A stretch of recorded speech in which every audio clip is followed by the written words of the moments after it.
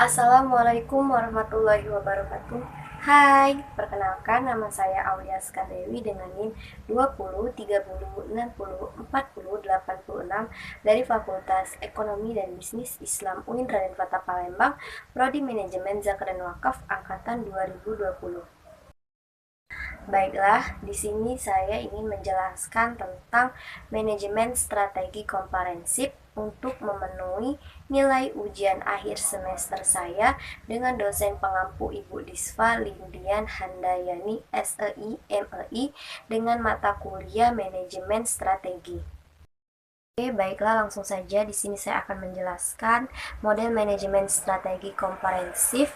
Ada 8 bagian. Yang pertama, mengumpulkan pernyataan visi dan misi. Yang kedua, melakukan audit eksternal. Yang ketiga, melakukan audit internal. Yang keempat, membuat tujuan jangka panjang. Yang kelima, mengevaluasi dan memilih strategi. Yang keenam, mengimplementasikan strategi tim manajemen. Yang ketujuh, mengimplementasikan strategi isu, pemasaran, keuangan akuntansi, R dan D dan SIM. 8. Mengukur dan mengevaluasi kinerja. Baiklah, penjelasan yang pertama, pernyataan visi dan misi dalam manajemen strategi. Manajemen strategi komprehensif mengembangkan pernyataan visi dan misi adalah langkah awal yang penting. Pernyataan visi dan misi bertujuan untuk memberikan arah dan panduan jangka panjang bagi organisasi, menggambarkan tujuan utama dan nilai-nilai inti yang ingin dicapai. Ketika mengembangkan pernyataan visi dan misi, penting untuk melibatkan berbagai pemangku kepentingan dalam organisasi, termasuk manajemen tingkat atas, karyawan, dan bahkan pelanggan. Diskusi dan masukan dari berbagai pihak dapat membantu memastikan bahwa pernyataan visi dan misi mencerminkan nilai-nilai dan harapan semua pihak yang terlibat. Selain itu, pernyataan visi dan misi tidak bersifat statis, melainkan harus diperbarui secara berkala sesuai dengan perkembangan organisasi dan lingkungan bisnis. Ini akan memastikan bahwa pernyataan tersebut telah relevan dan mampu memandu pengambilan keputusan strategi dalam manajemen strategi komprehensif organisasi. Yang kedua, melakukan audit internal dalam manajemen strategi komprehensif. Audit internal dalam manajemen strategi komprehensif merujuk pada proses evaluasi internal yang dilakukan oleh organisasi untuk memastikan efektivitas implementasi dan pencapaian tujuan strateginya. Audit internal ini melibatkan pemeriksaan menyeluruh terhadap berbagai aspek strategi organisasi, termasuk perencanaan strategi, pelaksanaan strategi, pengendalian internal, dan pemantauan kinerja. Materi yang ketiga, melakukan audit eksternal dalam manajemen strategi komprehensif. Audit eksternal dalam manajemen strategi komprehensif mengacu pada proses evaluasi independen yang dilakukan oleh pihak eksternal terhadap sistem manajemen strategi suatu organisasi. Tujuan utama dari audit eksternal adalah untuk mengevaluasi efektivitas, efisiensi, dan kendala strategi yang diadopsi oleh organisasi dalam mencapai tujuan bisnisnya. Audit eksternal dalam manajemen strategi komprehensif memberikan sudut pandang independen terhadap organisasi, membantu dalam mengidentifikasi kelemahan dan peluang, serta memberikan rekomendasi yang berharga bagi manajemen untuk meningkatkan efektivitas strategi perusahaan. Keempat, membuat tujuan jangka panjang dalam manajemen strategi komprehensif.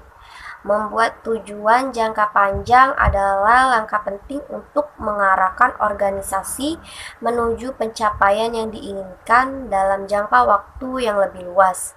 Tujuan jangka panjang merupakan visi jangka panjang yang menjadi landasan bagi perencanaan strategis dan pengambilan keputusan dalam organisasi. Dalam keseluruhan, membuat tujuan jangka panjang dalam manajemen strategi komprehensif melibatkan pemikiran strategis, analisis lingkungan, penentuan prioritas, pengukuran kemajuan, dan komunikasi yang efektif. Tujuan jangka panjang yang baik memberikan arahan jangka panjang yang jelas bagi organisasi dan membantu dalam pengambilan keputusan yang tepat guna mencapainya. Tahap kelima, membuat, mengevaluasi, dan memilih strategi dalam manajemen strategi komprehensif. Membuat strategi. Tahap pertama dalam manajemen strategi adalah membuat strategi, melibatkan analisis menyeluruh terhadap lingkungan internal dan eksternal organisasi untuk mengidentifikasi kekuatan, kelemahan, peluang, dan ancaman atau yang kita sebut dengan analisis SWOT. Mengevaluasi strategi adalah tahap kedua yang telah dibuat, melibatkan penilaian kritis terhadap strategi yang diusulkan untuk memastikan bahwa mereka sesuai dengan visi dan tujuan organisasi. Memilih strategi. Tahap ketiga adalah memilih strategi yang paling sesuai. Setelah mengevaluasi semua opsi strategi yang mungkin, manajemen harus memilih strategi yang paling dapat diimplementasikan dan efektif untuk mencapai tujuan suatu organisasi. Selanjutnya, mengimplementasi strategi tim manajemen dalam strategi komprehensif. Mengimplementasi strategi tim manajemen dalam strategi komprehensif berarti melibatkan berbagai anggota tim manajemen dalam proses perencanaan, pengambilan keputusan, dan pelaksanaan strategi organisasi secara holistik. Melibatkan kerjasama antara individu-individu yang memiliki pengetahuan, keterampilan, dan pengalaman yang berbeda untuk mencapai suatu tujuan organisasi secara efektif. Ketujuh ialah mengimplementasikan strategi isu pemasaran, keuangan akuntansi, R&D, dan SIM, Sistem Informasi Manajemen. Strategi isu pemasaran mencakup langkah-langkah yang diambil untuk mempromosikan produk atau layanan perusahaan kepada konsumen atau target. Hal ini melibatkan penelitian pasar, segmentasi pasar, penetapan harga, promosi, dan distribusi. Strategi keuangan melibatkan pengelolaan aset, pendanaan, dan kegiatan investasi perusahaan. Tujuan utama strategi keuangan adalah untuk menciptakan nilai bagi pemegang saham dan memastikan kelangsungan keuangan perusahaan tersebut. Yang terakhir adalah mengukur dan mengevaluasi kinerja. Penilaian dan evaluasi kinerja adalah ketika strategi yang akan diimplementasikan dinilai menunjukkan perubahan yang tidak sesuai dengan rencana yang ada, hasil yang dicapai, atau memang disebabkan asumsi yang salah, dan oleh hal-hal lain yang sifatnya tidak dapat dikontrol, maka rencana perlu direvisi ulang dengan evaluasi kinerja tersebut. 3 aktivitas penilaian strategi yang paling mendasar adalah 1.